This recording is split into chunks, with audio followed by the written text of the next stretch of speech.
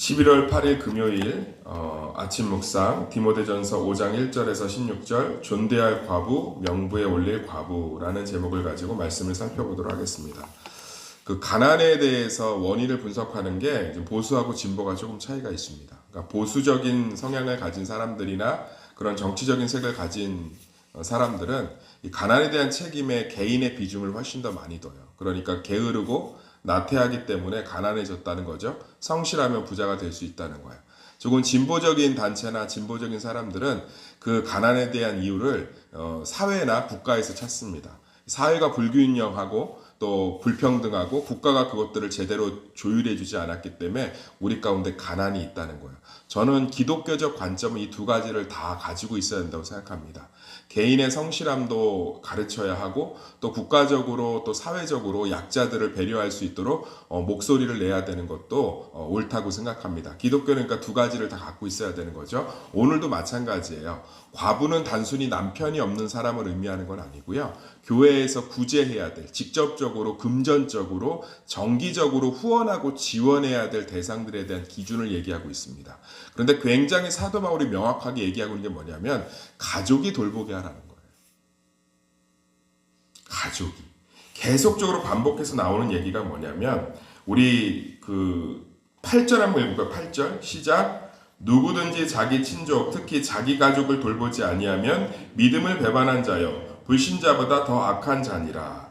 그 다음에 16절 한번 읽어보겠습니다. 시작. 만일 믿는 여자에게 과부 친척이 있거든 자기가 도와주고 교회가 짐지지 않게 하라. 이는 참 가부를 도와주게 하려 함이라. 그러니까 사도 바울이 계속적으로 권면하는 원칙은 뭐냐면 가족들이 먼저 도와야 한다는 거. 이것은 단순히 가난하고 힘들고 어려운 사람들을 직접 구제하는 것들보다 정말 가족의 기능들, 또 가족들이 그들을 돌볼 수 있도록 교회가 도와야 한다는 거예요. 그러니까 훨씬 더 많은 면에서 직접 지원보다는 가정을 회복하고 사람을 회복하는 것에 집중해야 되는 거죠. 더 쉽게 얘기할게요. 우리가 직접 정치에 뛰어들고 우리가 직접 어떤 목소리를 높이는 것도 중요하지만 교회 안에서 좋은 정치인이 될 수 있는 청년들을 키워내고 교회 안에서 가정이 회복되는 것들을 위해서 여러 가지로 말씀과 이런 것들을 회복할 때 실제적으로는 그 안에서 참된 도움과 변화가 일어난다는 거죠. 사랑하는 성도님들, 그래서 교회는 직접 구제에 대해서 굉장히 신중해야 합니다. 더 본질적으로 한 사람을 변화시키고 한 사람을 영적으로 세우는 것에 훨씬 더 많은 것들을 가지고 있어야 돼요. 소셜 애니멀이라는 책에 보면 미국의 가장 큰 문제가 됐던 계층들이 흑인 계층이었어요. 흑인들이 전반적으로 가난하다 보니까 미국 사회에 큰 짐이 되었습니다. 백인들만 잘 살면 되지 않나? 사회는 그렇지 않아요.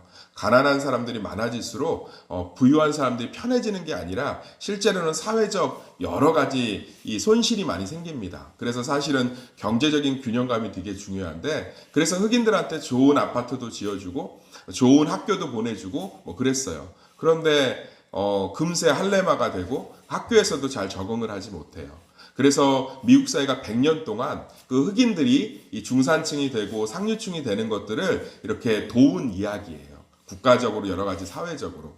뭐 우리가 너무나도 잘 알지만 버락 오바마 대통령을 봐도 이미 이제 미국 사회는 흑인들이 굉장히 많은 정계와 사회의 중요한 역할들을 감당하고 있죠. 100년간의 몸부림이 이제 성공한 거예요. 그게 뭐냐면 그들에게 좋은 집과 좋은 차와 뭐 이렇게 직접 지원을 하는 것보다 그들이 가족들과 어떻게 지내야 하는지 또 서로 어떻게 관계를 맺어야 하는지 이런 것들을 가르치니까 훨씬 더 좋아졌다는 거예요.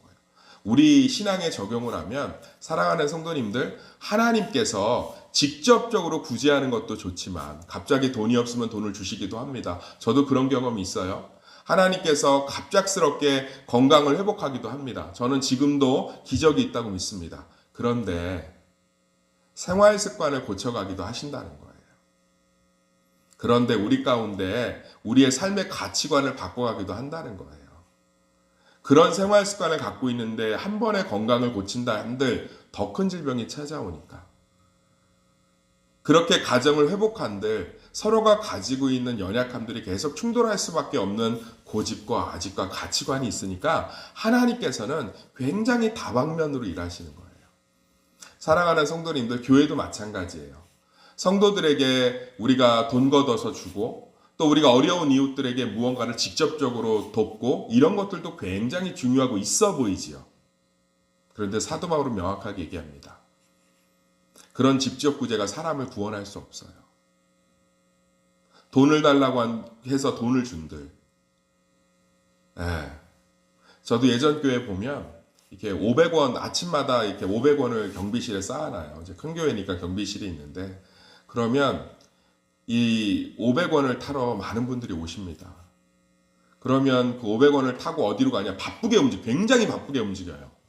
다른 교회로 갑니다. 주변에 있는 교회들이 다 500원을 주니까 한 10바퀴 돌면 5,000원이잖아요. 그것이 저분들의 삶을 구제할 수 있을까? 우리는 어쩌면 그 영혼에게 예수를 전하고 그 영혼의 삶의 방향과 가치가 바뀌고 그들이 정말 예수 안에서 온전히 살아갈 수 있도록 기도하고 복음을 전하는 것을 직접적으로 10,000원짜리 한 장을 쥐어주는 것보다 더 크게 여길까? 저는 한 영혼이 예수를 믿고 말씀 안에서 양육되게끔 하는 것이 가난을 구제하는 길이요. 질병을 벗어나는 길이요. 문제에서 해결받는 길인 줄 믿습니다. 오늘 사도 바울이 그 얘기를 하고 있는 거죠. 과부들을 도와야 된다. 참 과부를 도와야 된다. 그것은 정말 돌볼 가족도 없고 정말 지금 교회에서 정기적으로 구제해 주지 않으면 죽을 수밖에 없는 그들은 열심히 도와야겠지만 그렇지 않은 가족도 있고 가족의 기능들이 완전히 망가져서 실제로는 어머니를 돌보지 않는 또 완전히 관계들이 깨져서 실제로는 도울자들이 있으면서도 친척들이 있으면서도 돕지 않는 그럴 땐 교회가 오히려 가족 관계를 회복해서 가족들이 홀로 되신 어머니를 홀로 되신 이모를 홀로 되신 누이를 돌볼 수 있게끔 그렇게 가르치라는 거예요. 사랑하는 성도님들, 우리가 예수를 믿고 예수를 알고 더 말씀을 알아가는 것이 한 영혼을 변화시키는 길이고 한 영혼이 변화되는 것이 우리 삶 가운데 이 사회에 있는 어둠을 물리치는 시작인 줄 믿습니다. 물론 예수님도 굉장히 이 부유하고 이 소유하고 나누지 않는 부자들이나 국가에 대해서 지적도 하셨고 비난도 하셨습니다. 악독하다고 얘기도 하셨습니다.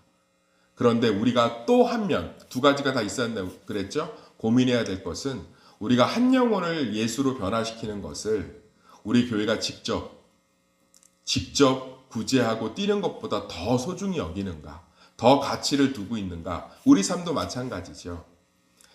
나중에 자녀를 키우실 때 웬만하면 성경의 말씀을 따라 직접 구제를 하기보단 자녀가 변화되기를 기다려주세요.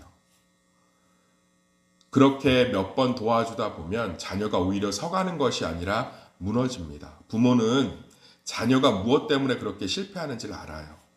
그것들을 고치지 않으면 직접 돕는 것은 오히려 해가 될 때가 있습니다. 성경이 가르쳐 주는 거예요. 저도 마찬가지예요. 무언가를 도움이 필요할 때 그것을 견디어야 할 것들이 필요하다면 견디게 하는 것들이 좋습니다. 그것들을 통해서 본인이 깨지고 하나님 앞에 매달리게 되는 것, 그것 또한 필요하다고 생각을 해요. 사랑하는 성도님들, 무조건적인 사랑은 사랑이 아닙니다. 우리는 사랑에 여러 가지 모습들을 가지고 있어요.